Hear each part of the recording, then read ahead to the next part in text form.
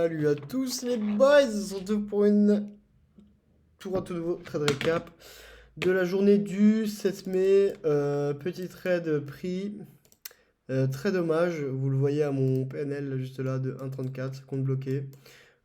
C'était sous deux trades. Alors en gros, je vous explique.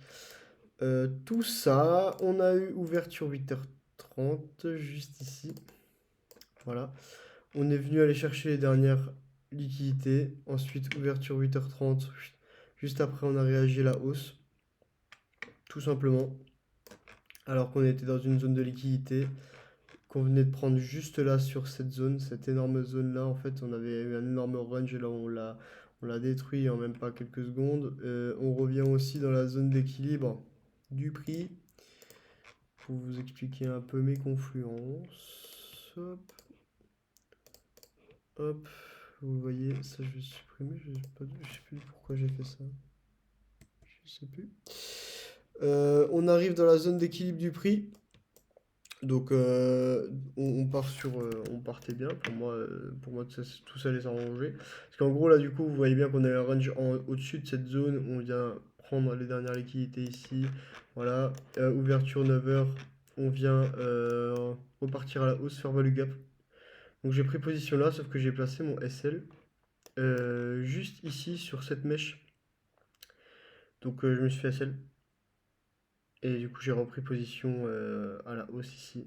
Voilà, une fois qu'on avait inversé ce fair value gap juste ici, voilà, j'ai repris position. Et du coup je suis sorti, j'ai sorti, de base j'avais un objectif final ici. Mais du coup j'ai sorti la majeure partie, j'avais 6 lots. Mais attendez, on va le voir tout de suite. Show execution. Où c'est? Voilà. Donc en gros, ici vous voyez première prise de position ici et celle ici. Voilà. On reprend position. J'ai même pris position avant. Possiblement possible.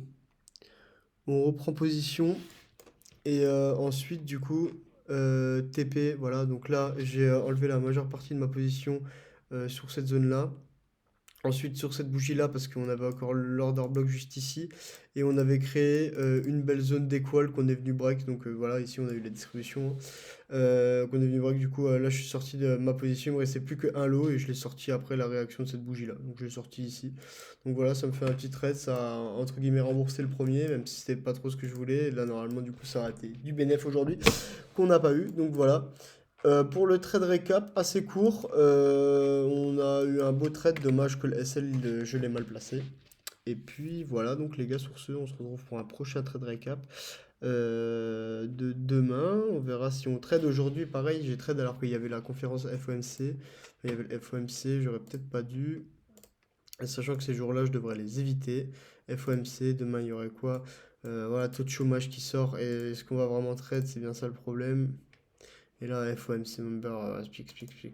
On va voir la semaine prochaine. Semaine prochaine, voilà, la semaine prochaine, ça sera plus une semaine CPI ou non plus PPI aussi, du coup, voilà. Ça va être des semaines un peu compliquées. On va voir si on trouve un setup demain, mais on va bien attendre que l'annonce sorte parce que souvent le taux de chômage, il fait des grosses réactions sur les marchés. Donc on va voir la réaction que ça a. Et puis s'il y a une grosse réaction, dans tous les cas on ne tradera pas l'après-midi non plus, ça sert à rien.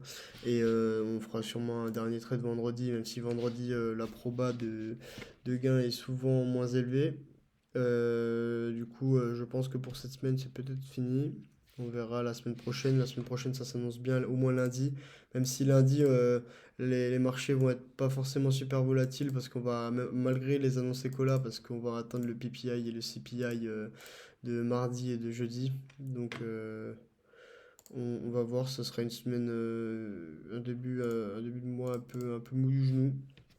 Le mercredi, par contre, ça risque d'être une bonne journée de trade avec de la bonne volatilité. Vu que souvent le PPI inclut moins de volatilité que le CPI. Je suis où moi? 14 avril. Voilà, je suis là moi. Mais 14 mai, moi je voulais. Là. Voilà, le CPI inclut plus de volatilité. Le PPI, souvent, il en inclut un peu moins. Donc, on va voir ce que ça donne. Et puis, voilà. Donc, les gars, sur ce, je vous fais des bisous. Trade récap fini. Voilà. Dommage pour le trade d'aujourd'hui que j'ai mal placé mon SL. C'est vraiment une erreur technique, là. Vraiment très technique. Ici, pareil, j'avais repris position. Mais ça, c'est sur mon paper trading. Là, vous voyez, j'ai fait de la daube. Là, j'ai essayé de prendre des positions en scalp. Voilà. Tout là, tout là, tout là. Et là, j'ai pris une réelle position par contre à l'ouverture de 9h30 vu que j'avais bloqué mon compte. J'ai quand même regardé ce qui s'est passé. On avait une divergence ici comparé à l'ES. Voilà, vous le voyez ici. Divergence comparée à l'ES. Ensuite, on était revenu d'ailleurs dans une, pas dans une liquidité, mais dans la dernière bougie d'order block. Donc, on avait rempli tout le fair value gap. Là, on était vraiment dans le bas du fair value gap. Donc, on avait eu la réaction. On est ressorti de ce fair value gap, juste ici, en créant un IFVG ici. Voilà, donc moi j'ai pris position une fois qu'on avait là sur cette bougie parce on avait vraiment clôturé beaucoup plus haut que cette IFVG. Donc, on avait vraiment pas respecté ce fair value gap, juste ici, pardon, ce fair value gap là. Donc voilà, j'aurais pu prendre position et le retour dans le fair value gap ici, mais bon voilà. Ensuite, j'ai pris un premier TP donc dans cette zone juste ici. Ça, c'était ma première zone de TP. Souvent, les gaps, les petits gaps comme ça, ils incluent pas mal de réactions au prix. Bah, là, comme vous le voyez, on est arrivé sur le gap. On avait pas mal de réactions à la baisse tout là. C'est là où forcément le prix bloque un peu. J'avais bloqué, je crois, peut-être la moitié de ma position. Ouais, j'avais Silo, j'en ai clôturé 3 ici. Mon dernier TP, il était juste ici, du coup. Et voilà, le prix a renversé. Une fois qu'on est passé au-dessus de toute cette liquidité, le prix s'est renversé et j'ai été BE. Donc voilà, un petit trade aussi que j'ai pris sur mon paper. Mais bon, ça, voilà, on le compte pas trop. Ça, c'est mon paper, c'est pas du tout mon challenge profirme. Et puis voilà, voilà. Donc les gars, sur ce, voilà, on reste toujours haussier. Et là, on vient de reprendre les dernières liquidités H1 de cette énorme réaction. Donc pour l'instant, on va voir ce que le prix fait et ce que le prix donne. Mais là, là pour l'instant, il n'y a aucune open. Très franchement, il n'y aura aucune open.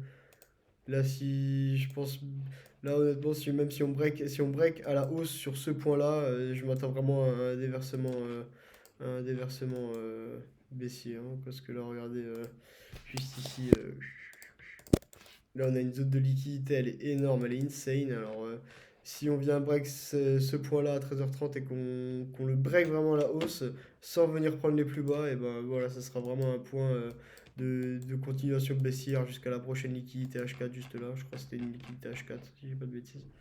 Donc voilà. Donc les gars, je peux tout supprimer. On va tout expliquer. Sur ce, je vous fais des bisous. On se voit pour un prochain trade récap un peu. Bah, du coup, fin de semaine, je vous assure rien. Sûrement semaine prochaine. Et puis voilà. Donc les gars, sur ce, bye bye.